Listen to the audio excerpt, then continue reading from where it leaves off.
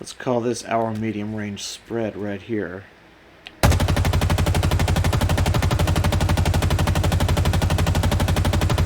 Nice upward cone from here to here. Upwards. It does seem to get a little closer together, actually, after the initial cone. First shot was about right here. Coned up to about right here. And then it got skinnier right up to here. It makes almost a diamond shape.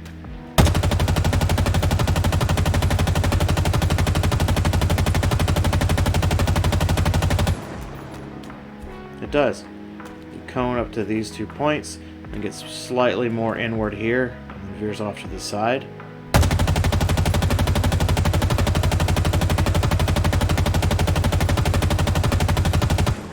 Nice cone from here to here. Spreads to here. And there's more peppered right in here.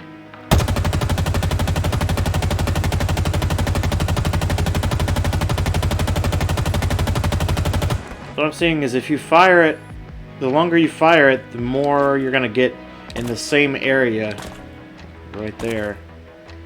Lots more rounds hitting, lots more bullets hitting this spot right here than, say, this area from here to here was.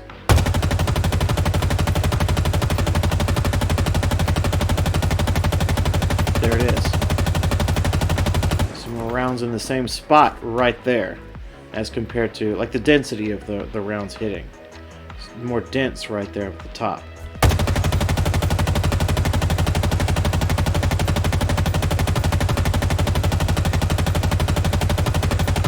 Again, more dense right there at the top. A little bit of a spread here. It is kind of spread at the top, but the density is really good. So what I'm saying is you will be rewarded for the longer that you're shooting this rifle. The initial bursts are pretty accurate, like that. But then as it cones upward and outward, you'll have a lower density of bullets that hit right there.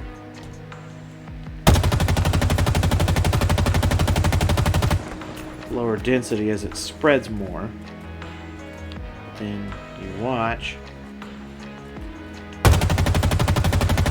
Lower density right there. And here comes the higher density right here. Shots. I think what's happening is the recoil of the gun only goes so far. You start shooting it about right there, and then the recoil maxes out about right there.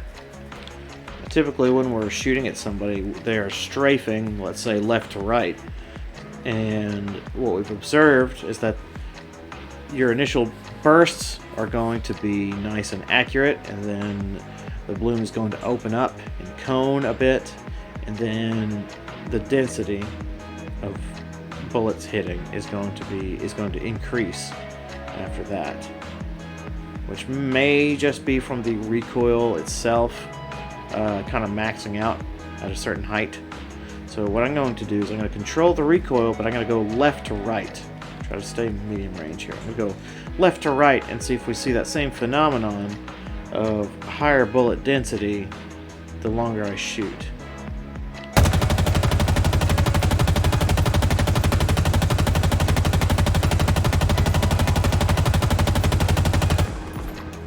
Okay, I did hold here a little too long. Spreads there. Looks a little more dense here. Not a whole lot compared to that. Let's try it again. Alright, left to right, test 2.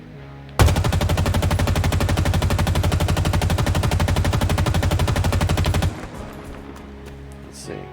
It's pretty thin right here, pretty thin. A little more dense. I'd say right here is the densest point. And nothing really we can take from that. I'm going to do more of a slow pan this time.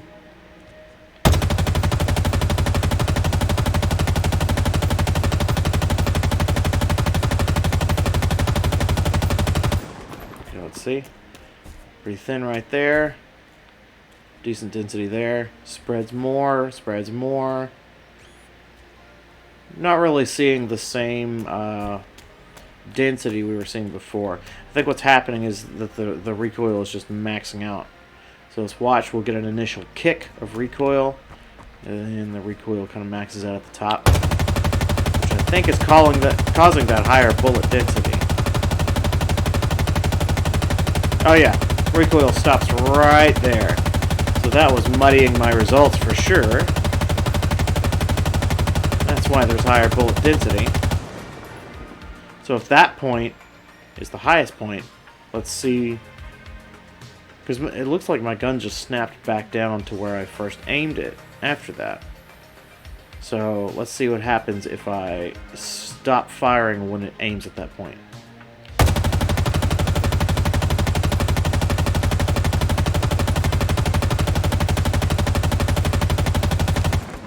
Okay. Nice cone right here at the bottom. Goes up. Bullet density is probably the best right there. Looking at longer range right here.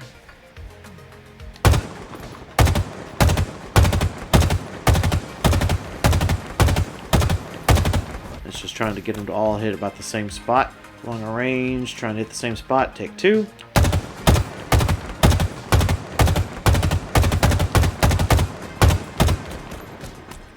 Okay, I went a little more ham there. Even long range, just peppering the same spot. That is smaller than the width of a torso of a Spartan. You can see how viable this is. I mean, if you want to call this long range, this would be, I guess, like medium long range-ish. Let's try to hit the same spot.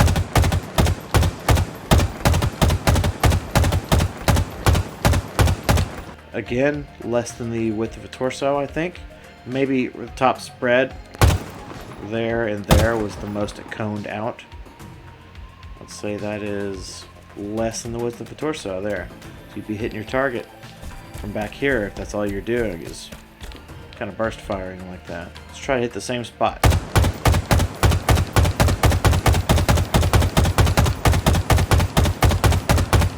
Look at that spread, dude.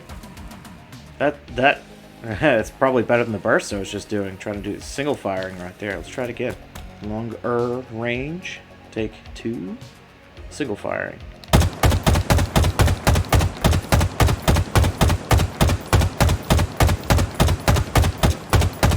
Pretty good. Pretty good spread right there. It's not doing a whole lot. Now I'm going to compare the spread of the Sidekick with the spread of the AR. I'm going to quickly switch between the two to keep the bullet impacts right next to each other. I'm going to control the recoil on both of them and just see if I'm just going straight for accuracy, which one has the higher bullet density of impacts.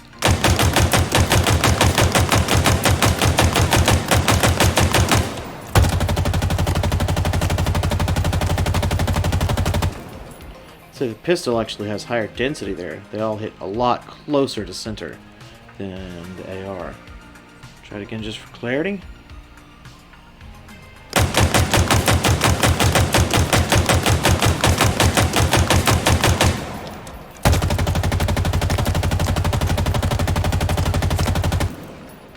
Again, more pistol shots hitting closer to center. My stupid shot right there.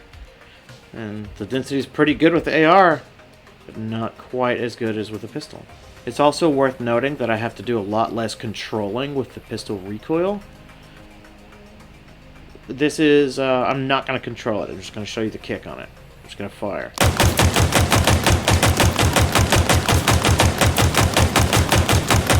Not controlling here.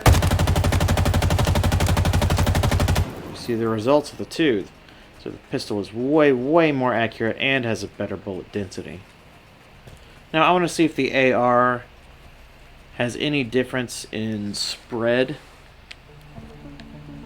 if it is zoomed in. So let's give our control right here. Control it, control it. Okay, nice and centered. Alright, now I'm going to scope in, see if there's a difference. Controlling, controlling, controlling, controlling.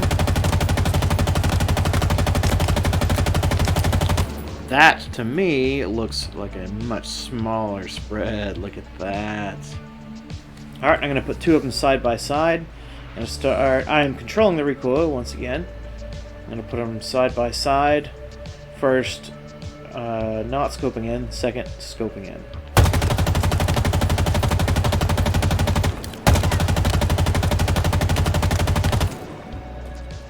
One's clearly smaller than the other one here.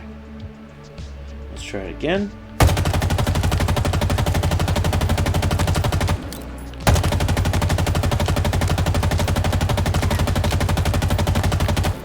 Whole lot more density in the right side.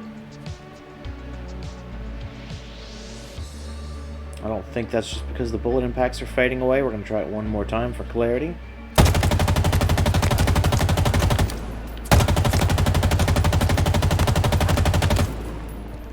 Much better bullet density. Much better. A lot less spread scoped in. After the results of that experiment, I want to do the same thing with the pistol. So I'm going to start right here. I'm going to do, well, we'll do it individually first. Not scoped in, but controlled recoil. I mean, it's going to be hard to beat that kind of spread. Maybe not too hard. Look at that. Actually might be a little bit better. Alright, put the two side by side. I'm actually going to back up just a little bit. Maybe this will give us a little bit more spread to look at.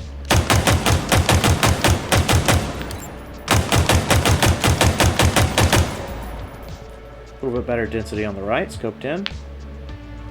I'm going to move to more of a medium range here. Right behind the yellow line. I do the same thing.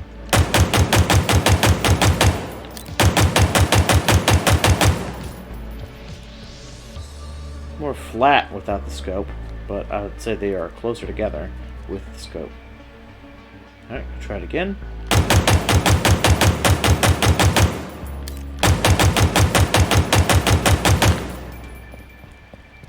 Again, better density, scoped in.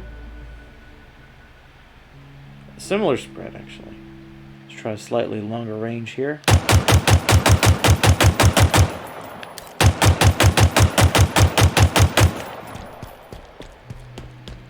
There's a noticeable difference in spread there.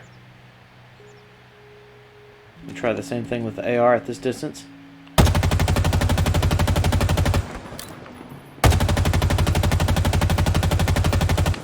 A little bit better density on the right side. Again, for clarity.